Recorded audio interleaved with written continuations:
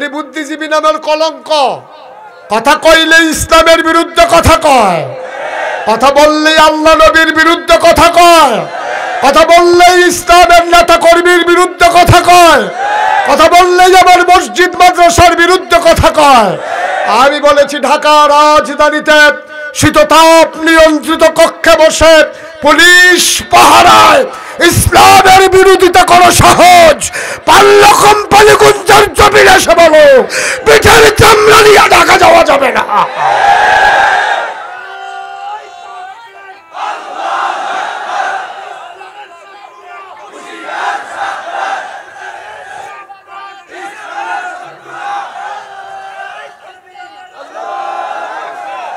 সবাই পড়ে না আমিন।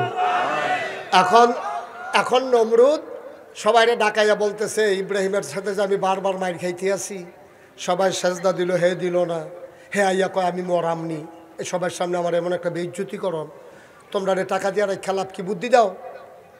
তখন এক মন্ত্রী দাঁড়াইছে, গুসা বেহা মলম টলম দিয়ে একটু টাইট ফিট হইয়া রয়েছে আর কি, মরে মরে অবস্থার ভিতরেই তো আবার কেমনে জানি একটু তাজা তাজা দেখা যায়। ক্ষমতা এমনই জিনিস, এটারে মরা বেড়ারও জেতা করে ফেলায়, এই এক কারবার। এখন সে দাঁড়াইয়া বলতেছে আল্লাহ আমার কাছে একটা বুদ্ধি আছে। কয় কি বুদ্ধি? কয় ইব্রাহিমে অবশ্যই একজন আল্লাহ পাইছে, তো আপনি হইলেন আমরার আল্লাহ, ইব্রাহিমের হইল আরেকটা আল্লাহ, তো আল্লাহ হয়ে গেছে কয়জন? কথা কয় না, কয়জন? তো দুইজন আল্লাহ যদি থাকে তো মানুষ তো দুই ভাগ হইবই। আজকে ইব্রাহিম আছে, লগে তো আরো লোক বাড়বো। তো আমার একটা বুদ্ধি হইল ইব্রাহিমের আল্লাহরে যদি মাইরা লাউন যায় তাইলে ইব্রাহিমে আল্লাহ আর খুঁজাও পাবে না, দেখবেন বিপদে পড়ে আপনার এই আল্লাহ মানা লাগবে। নমরুদে কয় বুদ্ধি আমার পছন্দ হয়েছে। এই কে বুদ্ধি দিছ? গুসামন্ত্রী আবার দাঁড়াইছে, কয় তুমি যখন বুদ্ধি দিছ মাইরা লাইলে ভালো হইব, তাইলে তুমি কোয়া লাগবো ইব্রাহিমের আল্লাহ থাকে কই। কারণ গুসামন্ত্রী কয় আল্লাহ কই থাহে কন লাগবো জানলে ফইলা বুদ্ধিও দিলাম না, হইলে আমি কেমনে কমু কই থাকে, মাইরা লাইলে ভালো হইব এটা কইছি। আরেকজনকে আমি জানি কই থাকে, কয় কই থাকে? কয় ইব্রাহিমটা যখন আমরা মস্কারা করি, টিটকারি করি, যখন মারতে ধরি, ইব্রাহিম দেখছি নিরিবিলি এক জায়গায় গিয়া আকাশের দিকে তাকাইয়া আল্লাহ আল্লাহ কইয়া ডাকে, তাইলে বুঝা গেল ইব্রাহিমের আল্লাহ বোধহয় আকাশে থাকে। সুবহানাল্লাহ বলবেন না? তা ভালো কথা, যাও একটা ঠিকানা বাইর করছো, এত সাত হ্যাঁ কেমনে কি করন? কাছে ভিতরে কোথাও আইয়া না? কয় না কাছে তো আসতে দেখি নাই তো, আল্লাহ ওইখানেই বোধহয় থাকে। কয় তো এখন কি করা? তার এক মন্ত্রী বুদ্ধি দিছে, যত ইটের ভাট্টা আছে সব ইট একসাথে করতে হবে, যত মিস্ত্রি আছে বিরাট ওচা মিনা বানাইতে হবে। ওচা মিনারা বানানো হলো, এবার একজন লোককে তীরন্দাজ তীর মারা শেখানো হলো, পুরা দেশের ভিতরে সে তীর মাইরা ফার্স্ট হয়েছে। এখন পুরা এলাকায় ডাকডোল পিটাই দিছে, বাইকিং হয়েছে, এই ইব্রাহিমের আল্লাহরে মারা হবে, তোমরা যারা দেখতে চাও মিনারের চতুর্দিক দিয়ে গুল হইয়া বসা যাও। সবাই বসছে, নমরুদ এসে বসছে, ইব্রাহিম আলাইহিস সালাম রয়না সাথে দিয়ে বসাইছে। কয় যেহেতু মারা হবে একটা সাক্ষী থাকার দরকার আছে। এখন ওই তীরন্দাজ মোড়া সরকারি খরচে যেটার এতদিন মোড়া বানাইছে, বাংলাদেশে দেখবেন নির্বাচনের আগে বাতাস আইলে গাছও দূরে দাঁড়াই থাকে, শিখন শৈলবালা না খদ্দরের পাঞ্জাবি গাও দিয়ে আনে, যেই মাত্র নির্বাচনে পাশ করে হগিন্নি বেটির লেগে বিস্কুট আইছে, হেই বিস্কুট হাতে খাইয়া বইয়া রয়েছে, ঠিক কিনা? এখন তারে কাটলে পুরা গ্রামটা খাওয়ান যাইব, সরকারি খরচে হেতারে মোড়া বানাইছে, হেতারে ধাক্কাইয়া দুক্কাইয়া গুতাইয়া মুতাইয়া মিনাটার উফরে নিয়ে তুলছে। ওঠানোর পরে নমরুদ নিচের থেকে ঘোষণা দিছে, তাজা বিষ, দামি বিষ, বিষাক্ত তীর মারবা, আল্লাহর গায়ে লাগবে, আল্লাহ পট করে পড়ে যাবে। নমরুদ নিচে থেকে বলতেছে মারু তীর। এখন ওই নমরুদের তীরন্দাজ মারছে তীর, আল্লাহ দেখে নাকি দেখে না? শোনে নাকি শোনে না? জানে নাকি জানে না?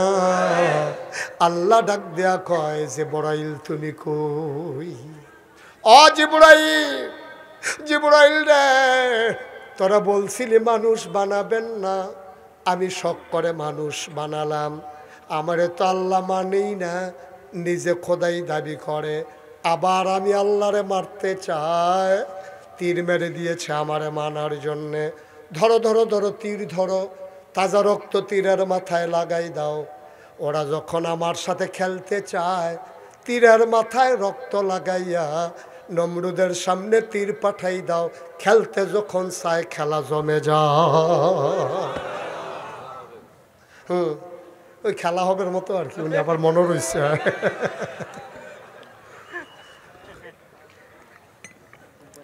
খেলা হবে ঘোষণা দিয়া মাঠ সাইডে দৌড় দিছে। আজব কারবার। কে কইছিল খেলতো? বেড়া তুই সহ্য করতে পারতি না তো খেলা হবে, এটা কোয়ার দরকারটা কি? ও আপনার এলাকারে তো কারবার করতে গেছে খাফে খাপ মন্তাজ্জার বাপ।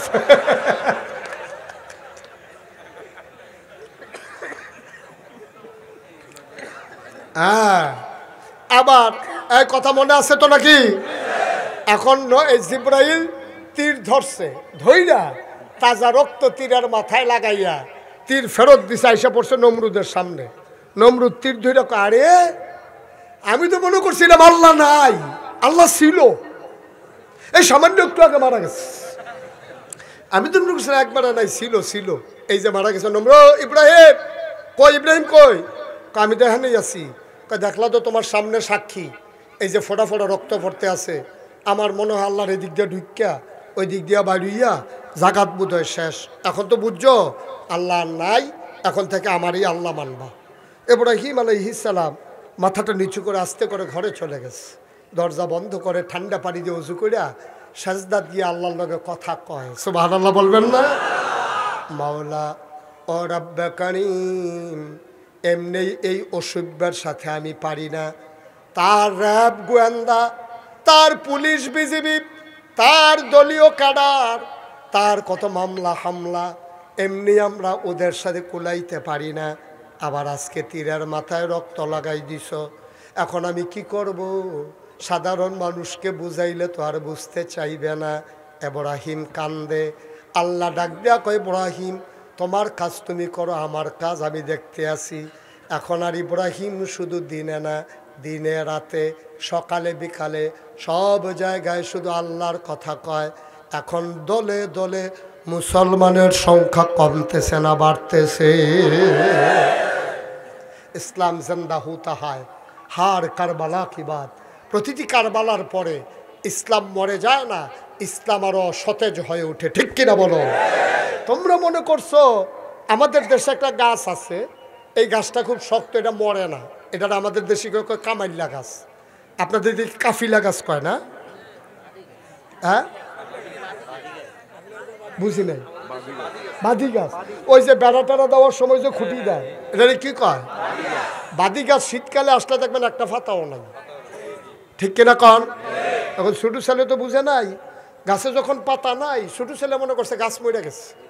এখন ছেলে আম্মার কাছে গিয়া আম্মা দাওটা দাও, দাও দিয়ে কী করবি? আমরা বাতি গাছটা কেটে নামো, এটা মরে গেছে গা। আম্মা ডাক দিয়ে কয়, পুত্রে তোর তো বয়স কম, তুই তো বুঝোস না, বাতি গাছ কখনো মরে না, এটা মাঝে মাঝে পাতা ঝরে, আবার বৃষ্টির ফোঁটা ফললে পাতা ছেড়ে দেয়। আমি লালন ফালন করতেছি, টেহা পয়সা দিয়ে খাওয়াইতে আসি। এই বুদ্ধিজীবী যেটি, এই আজকে না, তৎকালীন জমানায় শত বুদ্ধিজীবী আছে, সব তাল খসলা, একটারও মাথার চুল নাই। বাংলাদেশেও দেখবেন যত বুদ্ধিজীবী নামের কলঙ্ক, একটারও দেখুন মাথার চুল নাই। এটি দিনের বেলা পাইবেন না, এটি বের হয় রাতের বেলায় টক শো করে। ঠিক কিনা কও? আপনার যদি কোনো হুজুর কই পাওয়া যায়, এটা পাওয়া যায় না।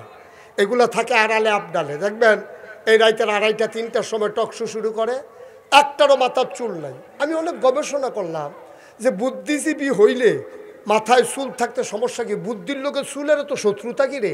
এইটাই আমি খুঁজা পাইলাম না। অনেক গবেষণা করে আমি বার করছি, আমার মনে হয় বুদ্ধি গুতাইয়া এই অসভ্যের চুল বেড়াই আলগা করে লাইছে তার।